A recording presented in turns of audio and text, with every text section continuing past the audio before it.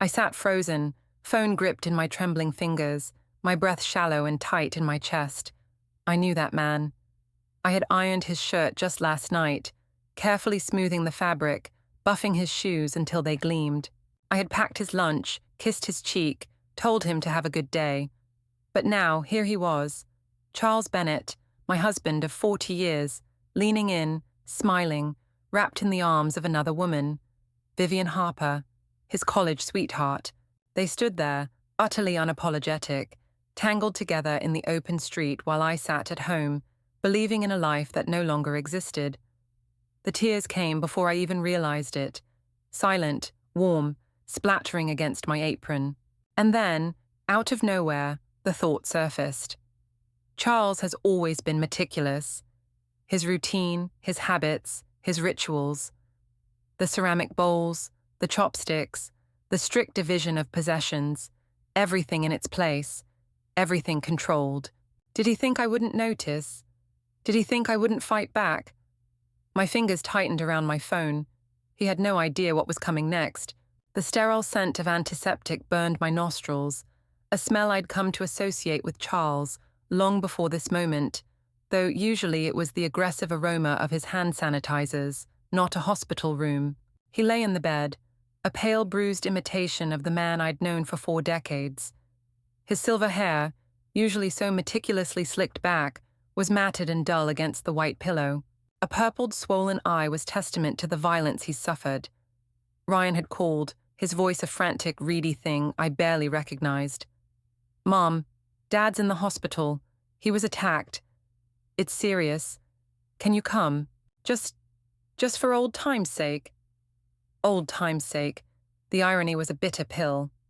"Isn't that Vivian's job now, Ryan?" I'd asked, my voice cooler than I'd intended. "She's the wife, after all." A strained pause, then Natalie, my daughter-in-law, her voice sharp and hurried in the background. It was Vivian's ex-husband and her son. "They did this, Elaine." My blood ran cold. Vivian, the elegant, poised Vivian Harper, Charles's lifelong platonic friend, the ghost of a youthful romance he'd never quite relinquished. The woman he'd finally married after callously discarding me. And she had an ex-husband and a son.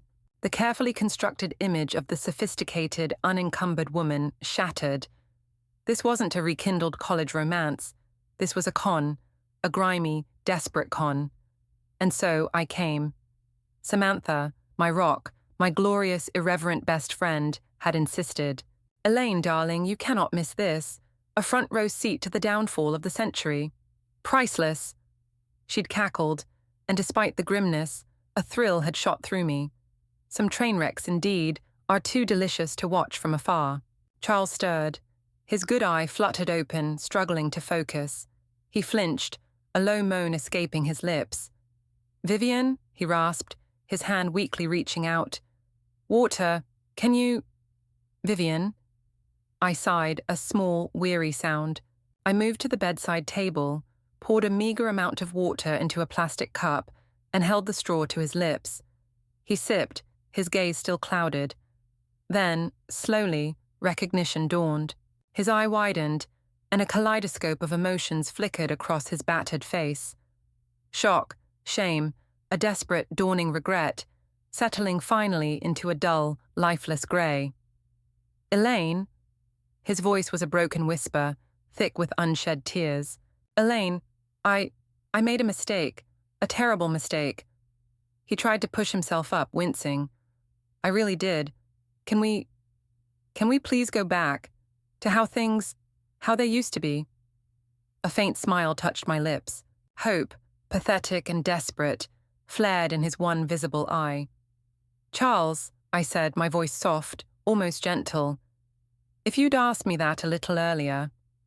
His eye lit up, clinging to that fragile tendril of hope, like a drowning man to driftwood. "I would have slapped you soundly across the face to wake you from your stupor," I finished, my smile turning saccharine. "But now," I leaned in, my voice dropping to a confidential murmur, "I'm rather afraid one solid slap might just finish you off.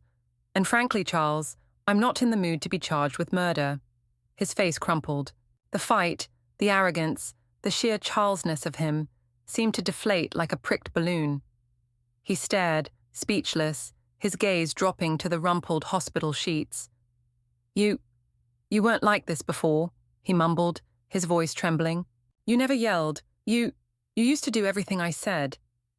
Was I not, or had I simply forgotten who I was? That sharp-tongued, bold woman I'd once been, the one who'd befriended Samantha precisely because neither of us suffered fools gladly, had been buried under decades of his quiet contempt and my own weary endurance. But she wasn't gone. She'd just been waiting. He started to ramble then, a torrent of self-pity and disjointed regrets, tears finally tracing paths through the grime on his cheeks. I didn't listen. I pressed the call button for the nurse, the plastic cool beneath my finger. Then, without a backward glance, I walked out of that room, out of his life, for good. The door swished shut behind me, a final, quiet punctuation mark on 40 years of a life I was finally, definitively, leaving behind. My moral reward wasn't vengeance. It was this moment, this clean, decisive break, the knowledge that his ruin was of his own making, and I was free. It had been a Saturday, much like any other in the 40 years of my marriage to Dr. Charles Bennett. Early morning. He'd left for a supposed faculty meeting, his usual weekend excuse to escape the quiet hum of our meticulously kept home for the hallowed halls of Eastbridge College. Academia was his true wife. I was merely the housekeeper of his domestic life. I'd mopped the floors, 3 times his standard, done the laundry, and pressed his shirts and slacks with the precision of a surgeon. A tiny red welt on my wrist, a kiss from a rogue burst of steam, was a fresh souvenir of my devotion. By noon, the house gleamed. I'd thrown together a quick sandwich, my mind already wrestling with the culinary Rubik's Cube that was our 40th wedding anniversary dinner. Our son Ryan, his wife Natalie, and our grandson, little Liam, were coming. Charles detested pork. Ryan refused vegetables. Natalie was on her latest low-fat, low-carb, flavor-free health kick. Liam, poor dear, had a seafood allergy. Planning these meals was an exercise in exquisite torture. To distract myself, I scrolled through Instagram, hoping for a recipe miracle. That's when it appeared, a local video, innocuously captioned, "Love in Bloom." A grey-haired couple sharing an ice cream cone on a sun-dappled street. The woman laughed, offering the man a lick. He smiled, a tender, indulgent smile, cupping her hand as he leaned in. It was sweet, achingly so. The kind of moment that makes you sigh and believe in forever. "God, I hope I find someone to grow old with like that," a voice murmured from behind the camera. If I hadn't recognized them, I might have murmured along, but I did. Oh, I did. The crisp white shirt, the charcoal grey slacks, the very outfit I'd ironed that morning, the ghost of steam still smarting on my skin. The polished black leather shoes I'd buffed to a mirror shine. That man was my husband, Charles Bennett, and the woman, Vivian Harper, his college flame. Time had etched delicate lines around her eyes, but her beauty, that poised, effortless elegance, remained infuriatingly intact. She wore a vintage dress that clung to her slender figure, a picture of timeless grace. My breath hitched, my heart hammered against my ribs, a frantic bird trapped in a cage. The video looped. Charles, laughing. Charles, holding Vivian's hand. Charles, taking a bite from an ice cream cone she had already tasted. Tears blurred my vision, splashing onto the apron covering my soft, protruding belly. A permanent reminder of Ryan's difficult birth, a belly Charles had long since found distasteful. And then, a thought, sharp and cold as the ice cream they shared, pierced through the fog of my shock. Charles, the man who insisted on separate, color-coded bowls. Blue ceramic for him, white porcelain for me. The man who used different chopsticks. Dark wood for him, light for me. The man who would literally draw an imaginary line down a shared serving dish with a spatula, hissing if I dared cross it. "Whatever portion I serve myself is mine," he'd declared once, his voice like chipped ice, after I'd accidentally reached for a piece of chicken on his side. He'd slammed his cutlery down so hard soup had splashed onto my face. I'd cleaned it up, apologized, and coaxed him to eat, the pain of my recently birthed son twisting in my abdomen. For 38 years, we hadn't shared a bed. Kisses were rare, perfunctory. Sex, when it happened, was cold, mechanical, devoid of tenderness. I'd told myself that was just Charles, distant, indifferent, emotionally unavailable. But the man in the video wasn't distant. He wasn't indifferent. He could laugh. He could hold a woman's hand. He could share her ice cream. The devastating realization hit me with the force of a physical blow. His fastidiousness, his obsession with cleanliness, his rigid boundaries, they were never about him. They were about me. His revulsion was reserved solely for his wife. The love, the tenderness, the shared intimacy. Those were for Vivian. My world, carefully constructed over 4 decades, shattered into a million icy shards. I don't know if I cried myself to sleep or simply passed out from the sheer, crushing weight of heartbreak. When I finally surfaced, the grandfather clock in the hall was chiming 4. The house was quiet, too quiet. Then, low, measured tones drifted from Charles's study. An academic discussion, no doubt, with one of his devoted students. I dragged myself to the bathroom, splashed cold water on my puffy face, the reflection staring back a stranger. I went to our bedroom, my bedroom really, for so many years, and changed into the nicest dress I owned, a deep sapphire silk I'd bought for an anniversary we never truly celebrated. Then I walked towards his study. He was on a video call, pontificating on some dense theory. He glanced up as I entered, his eyes narrowing. A subtle, almost imperceptible flick of his wrist urged me to leave. I stood my ground, silent, immobile. Forced to continue, he resumed his role. The patient, guiding professor. I watched him, this man I'd lived with, served, endured for 40 years. His grey hair slicked back, his gold-rimmed glasses, the veneer of dignity, of refinement. Who would believe this esteemed academic hadn't even bothered to check on his wife, collapsed on the couch for hours? He finally ended the call, his laptop clicking shut with a sharp, impatient sound. His brows drew together in a familiar scowl. "What are you standing there for, Elaine? Ryan and his family will be here soon. Haven't you even started cooking?" "I need to talk to you, Charles," I said, my voice surprisingly steady. I stepped closer to his mahogany desk. My legs felt weak, and I reached out, steadying myself on a stack of his precious research papers. "Clumsy," he snapped, yanking the papers away. "Can't you even walk straight? Don't touch my files." He started to shove me, then hesitated, a look of revulsion flickering across his face, as if the mere thought of physical contact with me was repulsive. That gesture, so familiar, so deeply wounding, would have been laughable if it hadn't been the story of our marriage. I used to smile through it, stay quiet, but today, something raw and seething, something I recognized as pure rage, uncoiled within me. "Charles," I began, my voice deceptively calm. "Did you really go to a faculty meeting today?" Color surged into his face. "Are you accusing me?" he sputtered, his voice rising. "I've worked my entire life, every weekend, meetings, research. How else do you think you get to sit around this house like a parasite?" I looked at his contorted face, the mask of the respected professor slipping to reveal the petty tyrant beneath. "A parasite, Charles? Professor Bennett, have you ever considered the cost of a live-in housekeeper, on call 24/7? I do work, I just don't get paid for it. And let me remind you, I could have gone to college too. I had better grades than you. I gave up my education, worked 3 jobs, so you could finish yours." He stared, momentarily stunned into silence. He hadn't expected me to fight back. I don't want to argue, Elaine. There's no point dredging all this up. Just go cook dinner." But I wasn't backing down, not this time.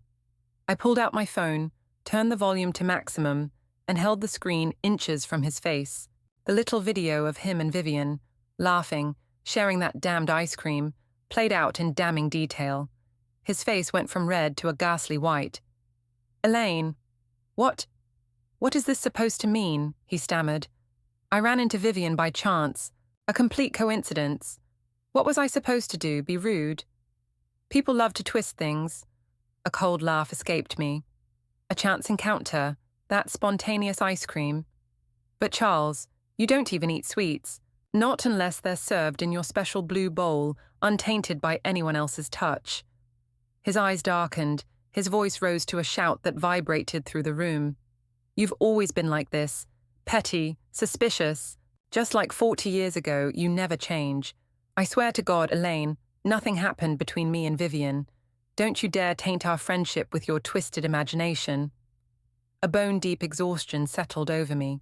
Was this truly the man I had loved, had sacrificed everything for? I turned and walked to the kitchen, my movements stiff. I retrieved his precious blue ceramic bowl, the one he ate from exclusively, and his special clear drinking glass. Returning to the study, I held them up. You've spent our entire marriage separating everything in this house, Charles, I said, my voice dangerously quiet. Down to the very dishes we eat from. But with Vivian Harper, you didn't seem to mind sharing a damn ice cream cone, did you? And with that, I raised the bowl and the glass high and smashed them against the polished hardwood floor. Porcelain and glass shards exploded outwards, skittering across the room. Charles jumped back, his face a mask of alarm. A tiny shard nicked my cheek. I felt the sting, saw a bead of blood well up. I swiped it away with the back of my hand. For 40 years, I continued, my voice low but resonant, you've refused to eat from my bowl, drink from my cup, no matter how meticulously I cleaned them. So now, Charles, I've broken yours. Tonight, for our anniversary dinner, would you be willing to eat from my white porcelain bowl, drink from my ceramic cup? And if you dare lie to me again, Charles, may you and Vivian Harper rot in hell together. He froze, staring at the glittering debris on the floor, then at me, his expression unreadable. Finally, his voice eerily calm, he replied, Don't be ridiculous, Elaine. It's still early. I'll just go out and buy a new set. A small bitter laugh escaped me. A university professor, a man of letters, too terrified of a desperate wife's curse to offer even a single comforting lie. He despised me, yet he'd married me all those years ago because my parents could afford his tuition, and I, blinded by love, had been too eager to please. The fire in my heart, the one that had burned for him despite everything, finally, blessedly, went out. We're done, Charles, I said, turning towards the bedroom. I began to pack, a strange sense of liberation washing over me. His voice, sharp and laced with contempt, followed me. You're 60 years old, Elaine. Suddenly you think you're some modern woman trying to find yourself. Who's going to feed you, clothe you? You're just a housewife. I can hire a cleaner tomorrow who'd do a better job. You think you're worth something. You're old. What man in his right mind would want you? Each word was a poisoned dart, but they no longer pierced as deeply. He was right about one thing. I was 60, and I was finally walking away. His bitter words echoed in my ears, a soundtrack to my liberation. To Charles, I was clumsy, slow-witted, plain, and utterly unimpressive. A convenient outlet for his frustrations, the perfect gentleman in public, a cold, cutting critic behind closed doors. But I was also healthy. I worked hard, and I wouldn't starve. More importantly, I had one irreplaceable lifeline, my wild, irreverent, and fiercely loyal best friend, Samantha Quinn. Meeting her, decades ago, was the single greatest stroke of luck in my otherwise carefully curated, quietly miserable life. Just then, my phone buzzed. A voice message. I hit play. Samantha's voice, vibrant and unapologetic as ever, burst through. Elaine, darling, just pulled out of the garage. I'll be at your place in 20. Want me to bring a couple of muscle-bound gentlemen to rearrange that old bastard's face for you? A genuine laugh, the first in what felt like ages, escaped me. I'll wait for you downstairs, Sam, I managed, my voice thick with emotion. Thanks for taking me in. Darling, please, she scoffed. My palace is your palace. Now hurry up before I decide to come up there and pack for you myself. And trust me, you don't want my version of essentials only. I finished packing in a flash, a single suitcase containing the remnants of a 40-year mistake. I zipped it up, the sound decisive, final, and dragged it towards the front door. Just as I reached for the handle, it swung open from the outside. There stood Ryan, my son. Behind him, Natalie, looking uncomfortable, and little Liam, clutching a toy dinosaur. Ryan's eyes, so like his father's, narrowed as they took in the suitcase. He snatched it from my hand, his tone instantly laced with that familiar, inherited irritation. "Mom, seriously, you're too old for this kind of drama. Dad just got home from work, he's exhausted, and now you're making a scene. Can't you show him a little compassion?" This boy, this man I'd raised, whose fevers I'd nursed, whose scraped knees I'd kissed better, who'd grown up witnessing his father's casual dismissals and sharper silences, had clearly learned his lessons. Well, to Ryan, Charles was the respected professor, the patriarch, the one who kept the world spinning. I was just Mom, a faded background figure. He'd long forgotten the nights I'd held him, through childhood illnesses, while Charles was buried in research, chasing tenure. He'd forgotten it was my hands, and mine alone, that had held our crumbling home together. Natalie gently nudged Ryan's arm, a silent plea for caution. He shot her a glare. He was, through and through, his father's son. Arrogant, controlling, and utterly convinced of his own righteousness. When I didn't respond, his voice rose another notch. "Dad already told me. It was just a chance encounter with Miss Harper. You're seriously blowing this whole thing out of proportion. He said she just mentioned the ice cream was good and offered him a taste. Why are you making a federal case out of it? Do you even know how long she's waited for Dad? He never married because of him. That's real love, Mom. Instead of sulking and playing the victim, maybe you should try a yoga class, hit a salon, or something. Stop living in resentment all the time." He took a breath, then plunged the knife deeper. "And come on, it's not like Dad isn't giving you money to live on. Look at Miss Harper, same age as you, but so graceful, so put together. Her energy is on another level. And honestly, Mom, the way you've let yourself go, it's not just Dad who's uncomfortable looking at you. I get nauseous just thinking about it. You're a grandmother now, and you're throwing a tantrum about moving out. What do you think the neighbors will say? If my co-workers found out my 60-year-old mother was fighting with her husband like some teenager, they'd laugh their asses off." I was done arguing. I yanked the suitcase from Ryan's grasp. Liam, frightened by the escalating tension, burst into tears. "Nana!" he wailed. My heart clenched, a familiar ache, but I forced myself not to turn back. As I walked out the door, Ryan's voice, cold and final, slapped me across the face. "Fine, go." But even without Vivian Harper, my dad would still be in demand. "If you walk out that door, Mom, don't even think about coming back." My eyes stung. The little boy who used to call me Mommy 100 times a day with his soft baby voice. How had he become this? The child I'd poured every ounce of my love into, now holding the knife that twisted deepest in my heart. I dragged my solitary suitcase down the stairs. As I reached the curb, a cherry-red Porsche, impossibly sleek, purred to a stop. The window slid down, revealing Samantha. Oversized sunglasses hid her eyes, but her silver-grey hair, defiantly undyed, glowed like polished metal in the dusk. Every strand was a badge of honor, a testament to her bold, untamed spirit.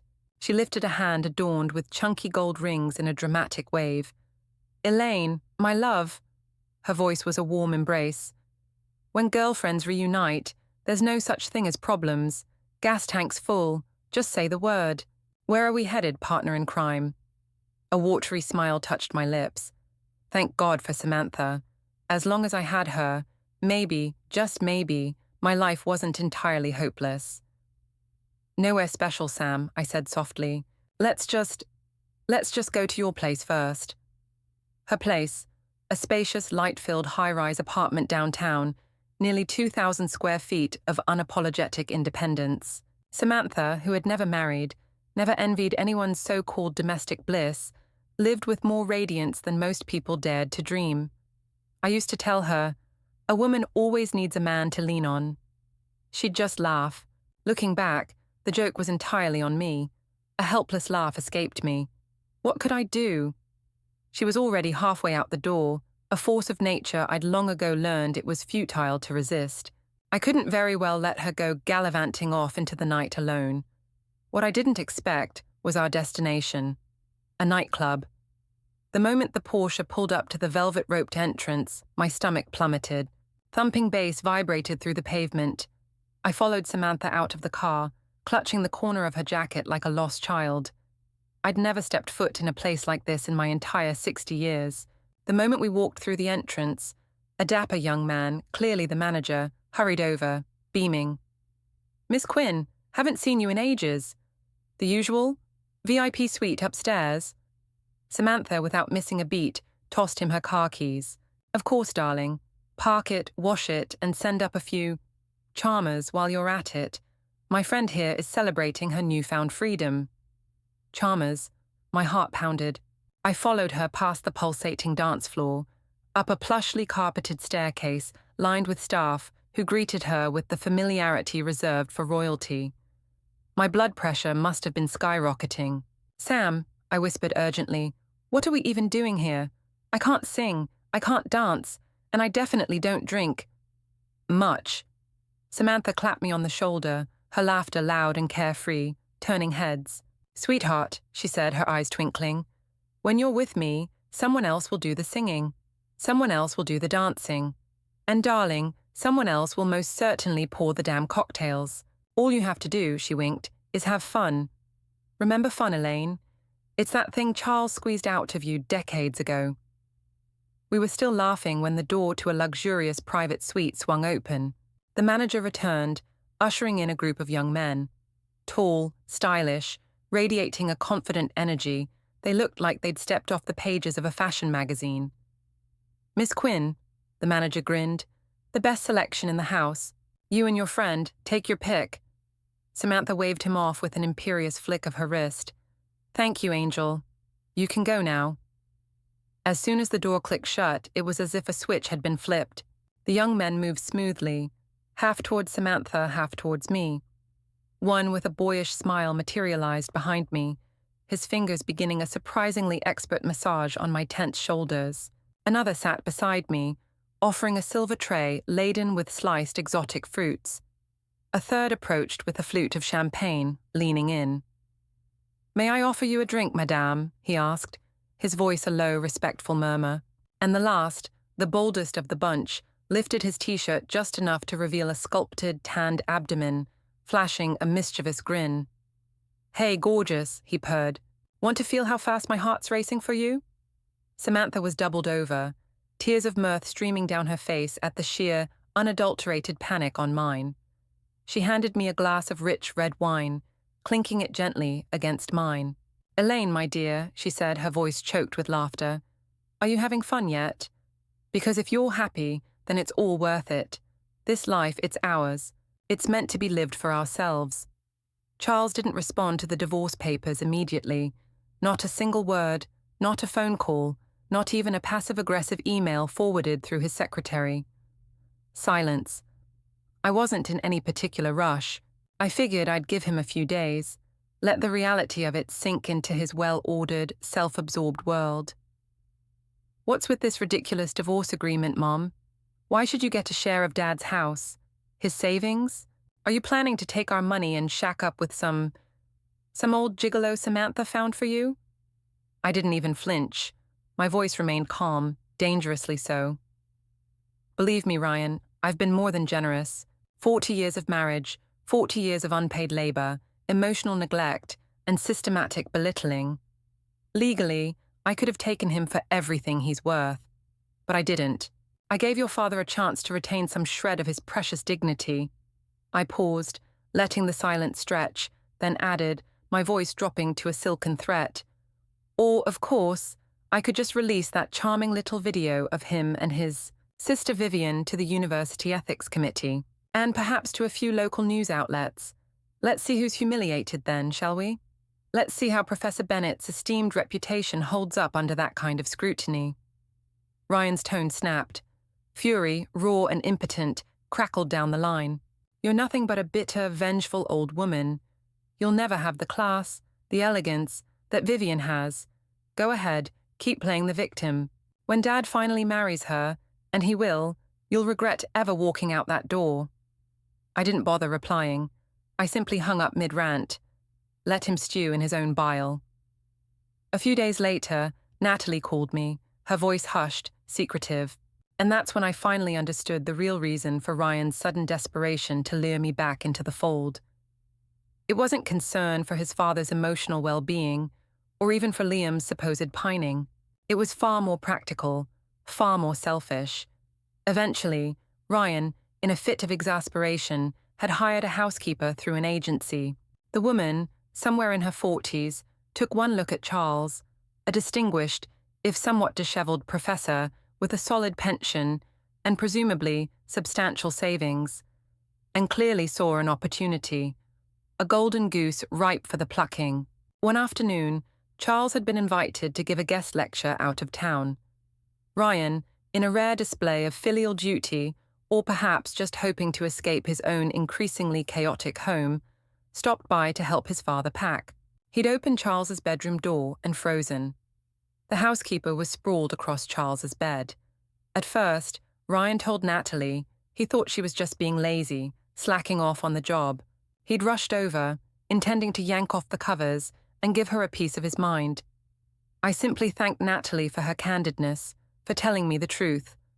I told her I'd drop by to see Liam in a few days, at a neutral location, a park perhaps, but I wouldn't be stepping foot back into that house. Charles and Ryan had made their positions perfectly, cruelly clear. In their eyes, I was never really a wife, never truly a mother, just the most convenient, most compliant, most thoroughly exploited, unpaid housekeeper they'd ever had. And my housekeeping days, for them at least, were well and truly over.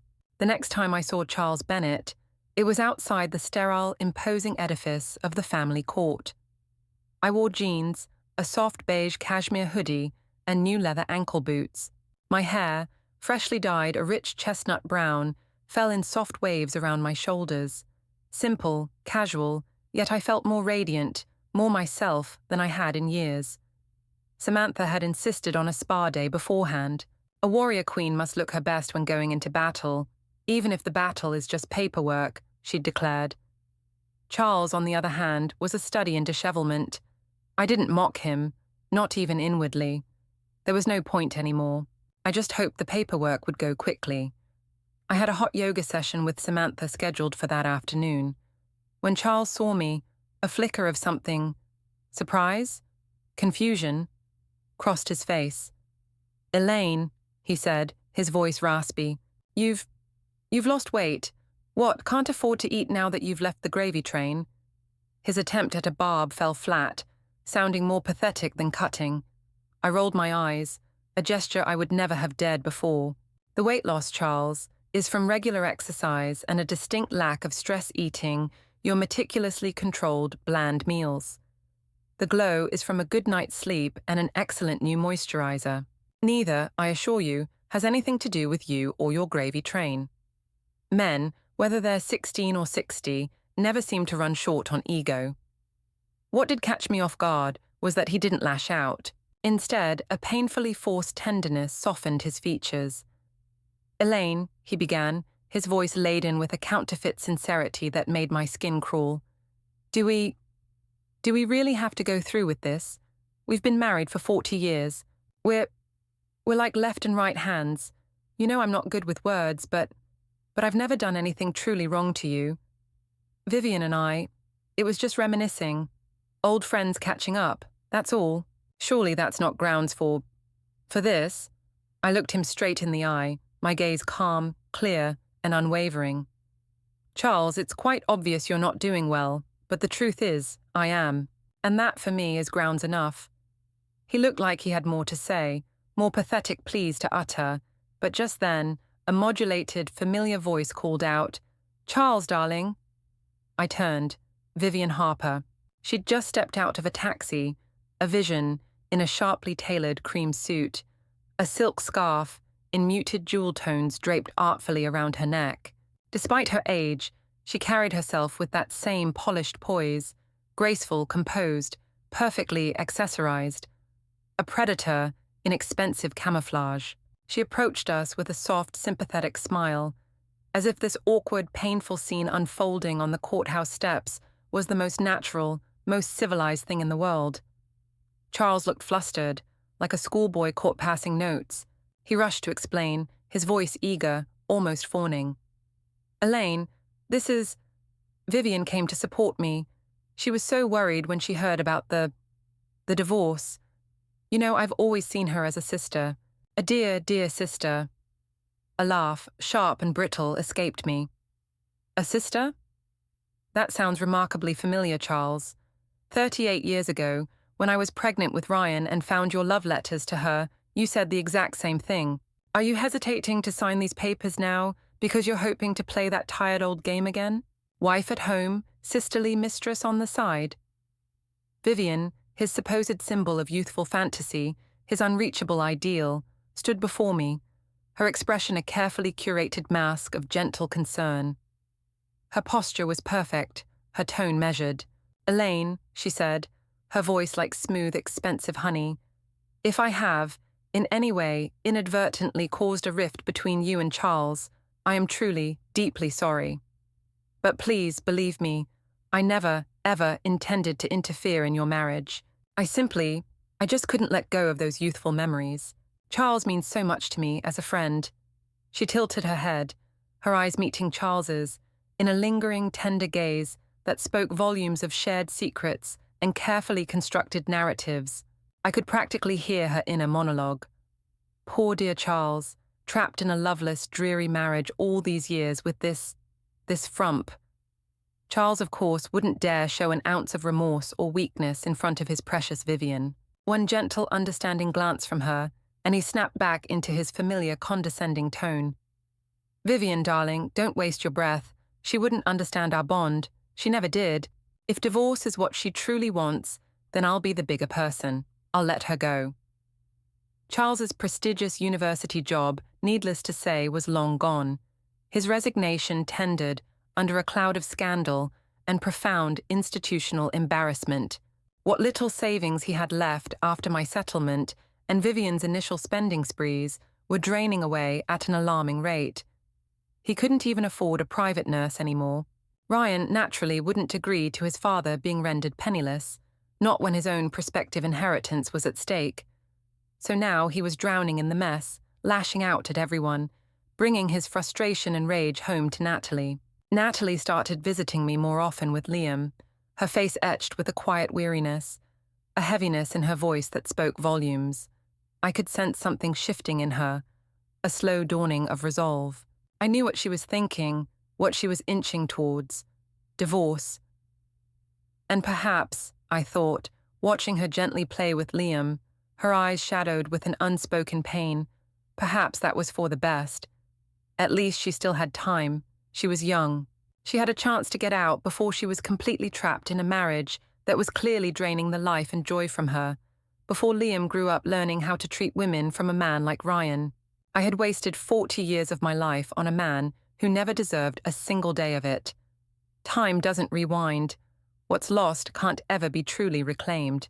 But still, I hoped, with a fierceness that surprised me, that every woman in this world finds the courage to love and to be loved, deeply and wholly. And when that love is gone, or worse, when it's revealed to have been an illusion all along, that she knows, with absolute clarity, when to walk away. To never, ever chain herself to someone's indifference, someone's contempt. Let my life be a mirror, a cautionary tale. And may yours, dear listener, never, ever have to reflect mine. My moral reward was not just seeing Charles get his due, but truly finding myself again, my voice, my strength, my peace. And that, I realized, was worth more than 40 years of misplaced devotion.